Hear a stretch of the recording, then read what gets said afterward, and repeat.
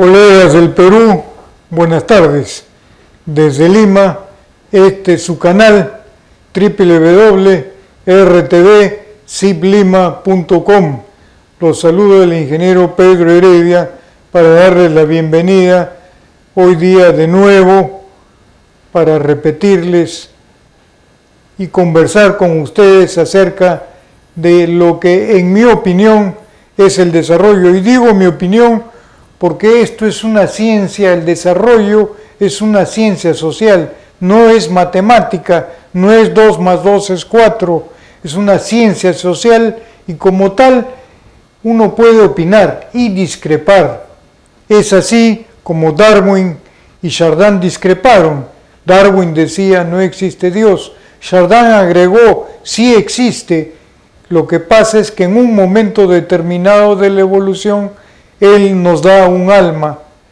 Yo he querido modestamente agregar y contribuir en algo a esta discusión diciendo ni lo uno ni lo otro. Lo que ocurre es que hay una fuerza que conduce la evolución. Por ello es que el ser humano no se ha acabado junto con los dinosaurios o en la época de los dinosaurios. Sabemos que han habido muchas especies que se han extinguido. La especie humana nunca se ha extinguido y seguimos existiendo. Y es más, probablemente sigamos existiendo hasta que el gran poder del universo diga hasta aquí no más. Mientras eso no sea así, continuaremos en esta evolución. Para hablar sobre el desarrollo, debemos hablar primero qué es lo que quiere un país. ¿Qué quiere un país? En primer lugar, un país lo que quiere es el bienestar o una calidad de vida adecuada. Cualquier país quiere siempre lo mismo. Queremos vivir bien. Eso quiere decir calidad de vida, bienestar, estar bien. Para ello, el autor de este programa considera se requieren 3 factores.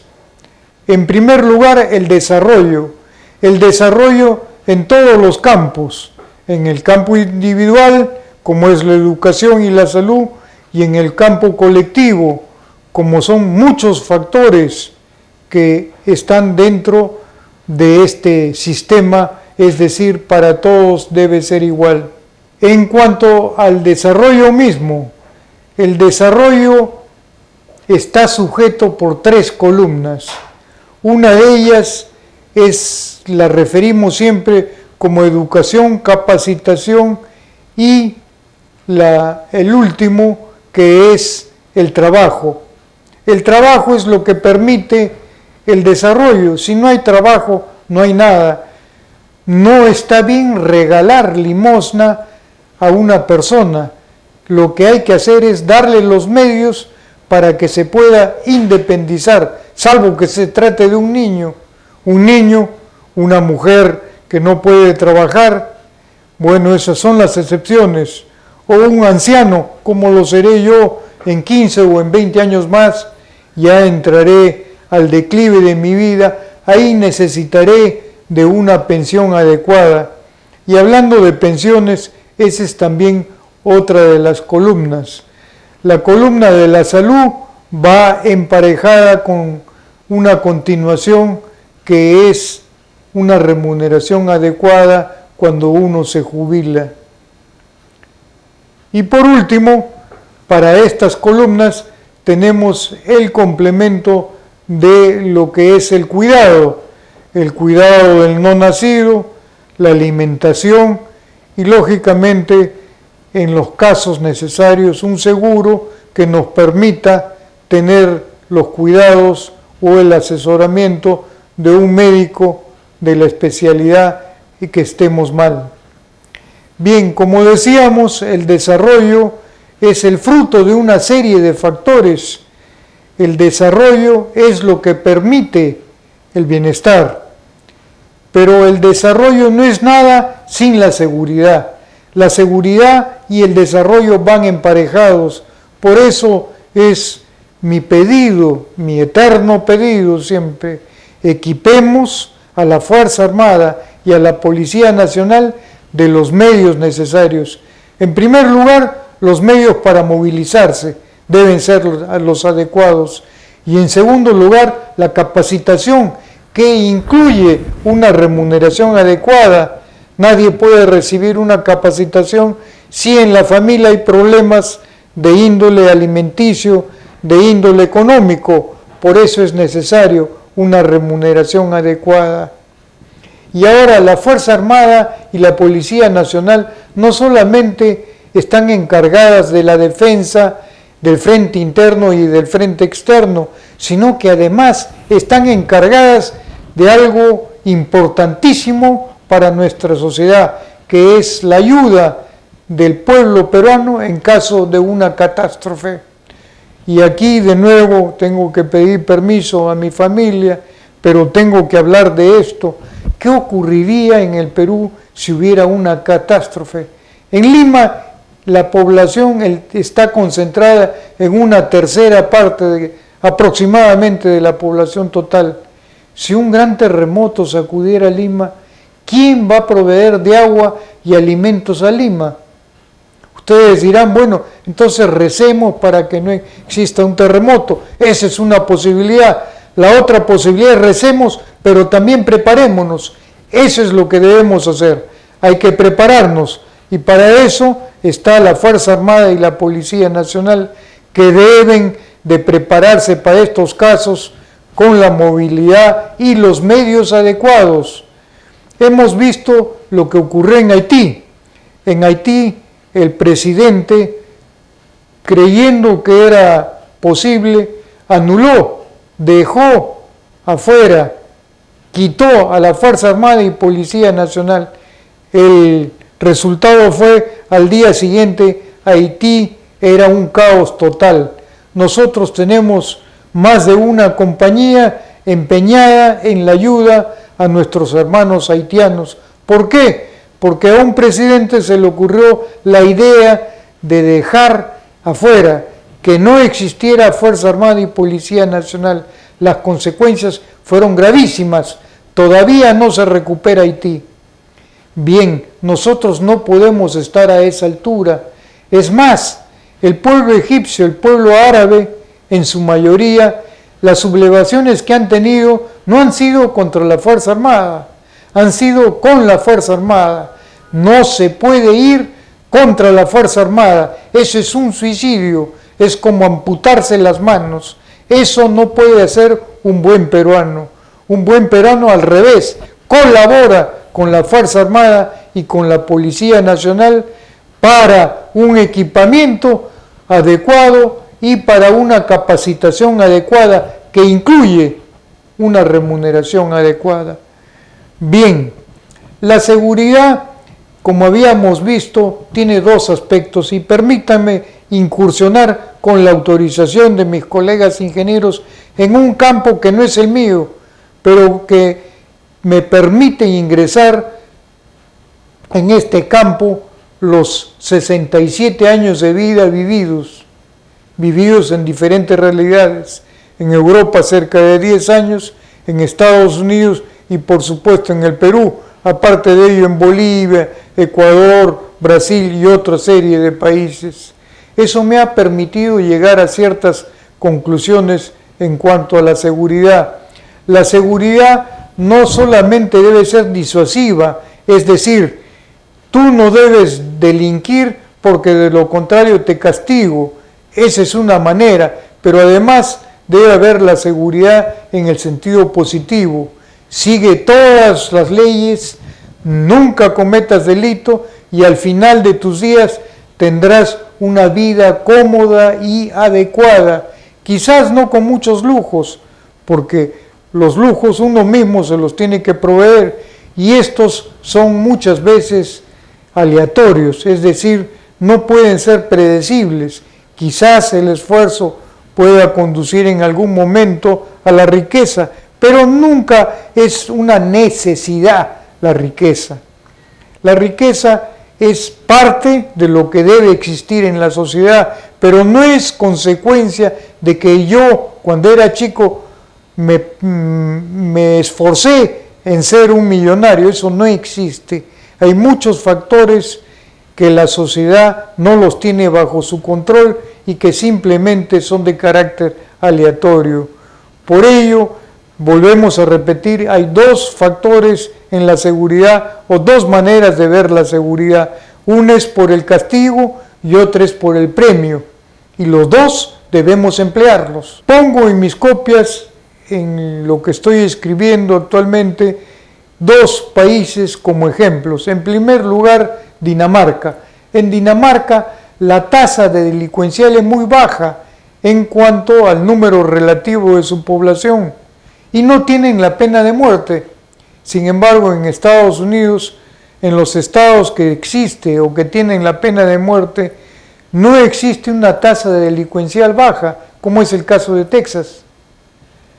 Por lo tanto, debe haber una combinación adecuada de estos dos parámetros. El parámetro positivo, es decir, sigue de acuerdo a la ley, y el parámetro, por así llamarlo, negativo, no delinquas, porque allí está la Policía Nacional para hacerte recordar que si pasas por encima de la ley serás castigado. Estos dos factores deben ser empleados. No es uno solo el que va a impedir la delincuencia, son estos dos factores los que en forma adecuada deben existir en un país. Bien, vamos a ir a una pequeña pausa para lograr descansar un poco con los equipos. Continuamos después de un rato. Muchas gracias.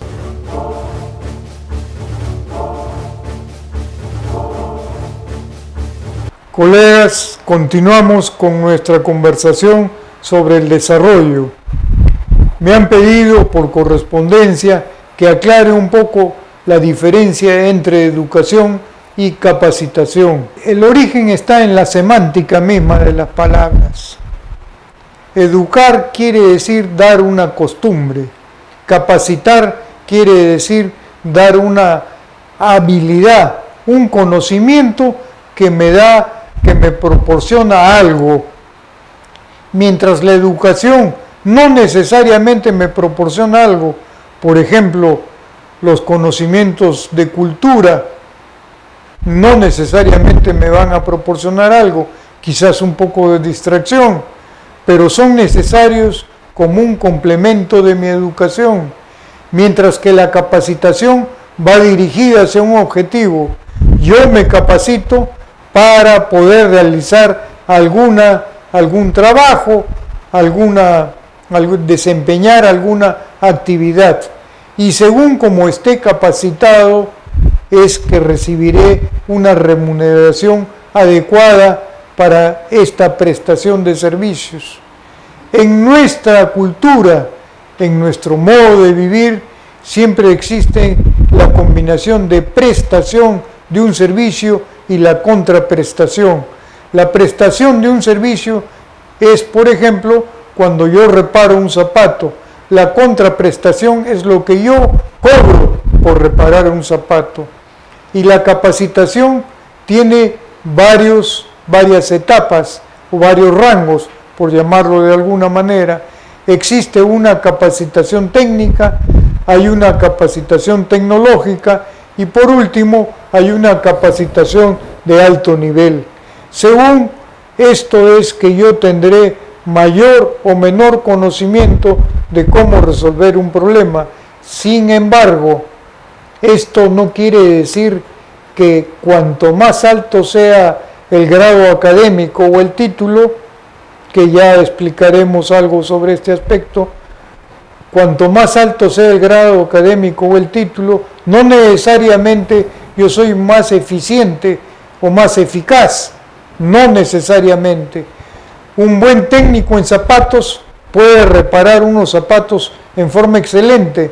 Un ingeniero especialista en curtiembres no va a tener la misma habilidad, a pesar que tiene un mayor conocimiento general, pero no necesariamente repara un zapato de la misma manera o con la eficiencia de un técnico. Y como hemos tocado algunas palabras, vamos a discernir, vamos a tratar de analizar qué diferencias hay entre grado académico y título. Normalmente la tradición decía que las universidades no entregaban títulos profesionales, las profesiones eran entregadas por escuelas técnicas, es decir, yo tenía la profesión de carpintero, tenía la profesión de albañil, tenía la profesión de técnico. Mientras que el grado académico lo entregaban las universidades.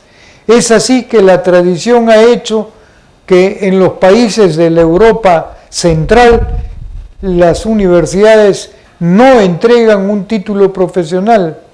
Recién, por ejemplo, Estados Unidos, que siguió el modelo anglosajón de educación, está entregando el título de ingeniero como un complemento profesional hacia la ingeniería, hacia la solución de problemas. Pero esto es nuevo en Estados Unidos. Normalmente lo que se hace es, se entrega un grado académico. En resumen, las universidades entregan grados académicos y los institutos profesionales entregan títulos. En Europa no existe el título profesional de ingeniero, esto sería un absurdo. Existe el título profesional de carnicero, existe el título profesional de albañil, pero no existe el título profesional de médico, existe el grado académico de médico. Y a propósito sobre esto, es necesario distinguir que los grados académicos existen hasta en dos diferentes modalidades. Una es la anglosajona, que tiene 3 etapas bien marcadas: el bachiller o el bachillerato, que normalmente son 4 años. Después de 12 años de colegio se entra a un bachillerato. La maestría, que tiene normalmente entre 1 y 2 años de duración, y el doctorado, que tiene entre 3 o 4 años de duración. El otro modelo es el modelo germánico. En el modelo germánico solo hay 2 etapas: la licenciatura o el diplomado, el ingeniero diplomado, y el doctorado. Solo hay 2 etapas, una etapa intermedia y una etapa posterior, que no es el doctorado que se sigue en los países anglosajones. El doctorado en los países de origen germánico es exclusivamente para la investigación. Si una empresa quiere investigar algo, contrata a un doctor. Esto no necesariamente es así en Estados Unidos. En Estados Unidos el grado académico de doctor significa un mayor conocimiento y un profundo conocimiento del tema, no necesariamente propio de un investigador. Bien, ahora en cuanto a la educación, es necesario, como hemos dicho, distinguir entre el concepto de educación y el concepto de capacitación. De estos dos, la capacitación es la que nos da la habilidad para poder trabajar, para desempeñar un trabajo. Y en esto quiero expresar en forma muy clara que el trabajo es una prestación, pero requiere también una contraprestación adecuada, que se debe dejar a libre mercado. No es posible fijar topes ni hacia arriba ni hacia abajo. Es un absurdo fijar topes. Estos topes los debe dar el mercado. Por ejemplo, un técnico en el Perú en telefonía puede ganar 3.500, 4.000 soles como máximo. En Estados Unidos su sueldo es 3 a 4 veces más. ¿Por qué? Porque en el mercado americano las necesidades de comunicación quizás sean mayores o sean más necesarias que en el Perú. Nosotros tenemos una tradición ibérica. La península ibérica, como ustedes saben, está formada por 2 países, España y Portugal. Portugal, un país muy pequeño, prácticamente un apéndice, pero un país sumamente desarrollado, tan desarrollado que en el siglo pasado el rey de Portugal, cuando fue la invasión napoleónica, se trasladó al Brasil y el rey de Portugal vivió en el Brasil. Es por ello que el Brasil es un país tan grande, porque Europa prácticamente se trasladó hacia la colonia. No fue así en nuestro caso. España no se trasladó nunca al Perú. Para nosotros solamente éramos vistos como un sitio donde había que obtener riqueza. Esa es la diferencia entre España y Portugal. Lo mismo en las colonias anglosajonas. El anglosajón, cuando se fue huyendo de Estados Unidos, se fue perseguido por su religión. Los protestantes, los evangélicos, huían de la persecución cristiana, de la persecución católica, y se fueron a Estados Unidos. Estos primeros colonizadores no vinieron a extraer riqueza, vinieron a vivir, y por ello es que existió un poco de dificultades al principio.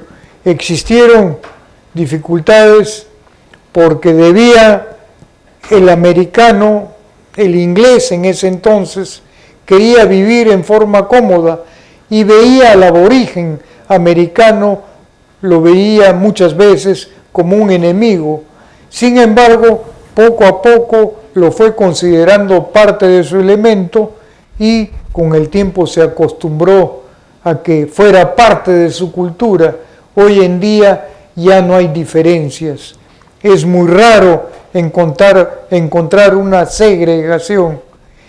Y este es el último punto que quiero tocar: segregación. ¿Qué cosa es segregación? Segregación quiere decir esta persona no tiene cabida dentro de una institución determinada. Por ejemplo, la segregación que existió contra los judíos en un momento en Europa, que llegó incluso a arrasar con todos ellos. Y el judío tenía la misma raza que el mismo europeo, sin embargo su religión era diferente y por esa condición fueron perseguidos. Bien, esos casos ya, por suerte, ya no existen. O si son cristianos o son creyentes, diría, gracias a Dios, ya no existen. Esos casos de discriminación no existen, pero hay una nueva discriminación. Todo el que es diferente de mi persona. Si una persona no usa corbata, yo debo verlo mal. Si una persona no usa zapatos, yo debo verlo mal. Si una persona es muy joven o es muy viejo, debo yo discriminarlo. No debe ingresar a mi trabajo. Esto es la nueva discriminación. Es decir, hoy en día ya no se discrimina por raza, sino simplemente porque son diferentes al promedio. Es decir, si a una persona le gusta, supongamos, la cocina, se le ve como un ser raro. Eso ya debe terminar. No estamos en esa época. Si una persona se le discrimina, debe ser solo por su cultura y nunca, no por su cultura, por sus hábitos, por sus malos hábitos. Es decir, si una persona roba siempre, pues bueno, creo que tenemos derecho a que esa persona sea aislada. Esta es mi opinión, no necesariamente la de todos ustedes, pero yo creo que una sociedad tiene la obligación a defenderse. Bien, voy terminando, hasta la próxima semana, no sin antes recordarles, escriban siempre, no me escriban a mí, yo recibo mucho correo de muchas personas que he conocido durante mis viajes en el Perú. Escriban al www.rtv.com, ahí abran esa página en internet y ahí van a encontrar el correo indicado para poder escribir. Bien, colegas del Perú, de todo el Perú, y colegas de todo el extranjero, si es que nos están viendo y escuchando, muchas gracias y hasta la próxima semana. Hasta luego.